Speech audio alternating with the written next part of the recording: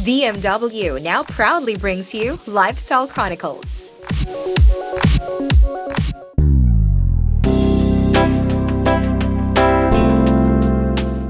UNICEF hosted this much-attended book launch. It's not your ordinary book launch or you wouldn't have this many interested people around. UNICEF invited one of the most in-demand young actresses around, Miss Anne Curtis, to write a special children's book for them, the proceeds of which will go entirely to UNICEF Fund.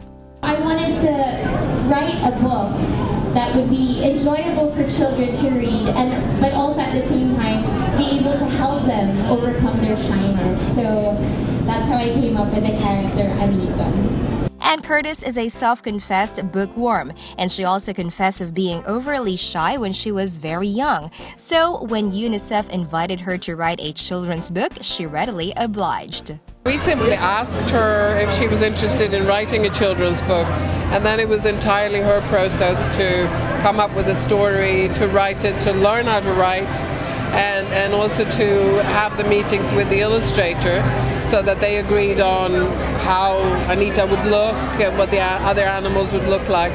So she was completely involved, and it was completely her own initiative to create what came out.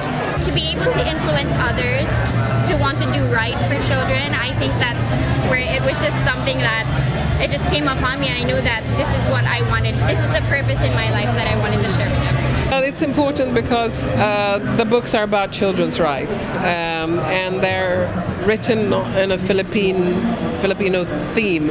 And so Filipino children will very easily relate to them, and therefore it's important. And for us it's really important to enhance the culture of reading in the Philippines. It's declining a lot. And these books are relatively cheap to get. A donation of 500 pesos to UNICEF and you get 6 books. You will never go to a bookstore and get that. So, and we hope that they will be available in schools and daycares, in other centers where children go. And so we really hope to enhance reading culture and also enhance the possibilities for others to write books that are not so complicated and not so expensive.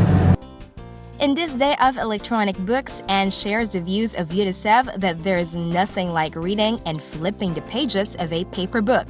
So when they cut the ribbon to launch the UNICEF children's book, which features Anne's book prominently, you can be sure that children will have the opportunity to rediscover the beauty of reading paper books.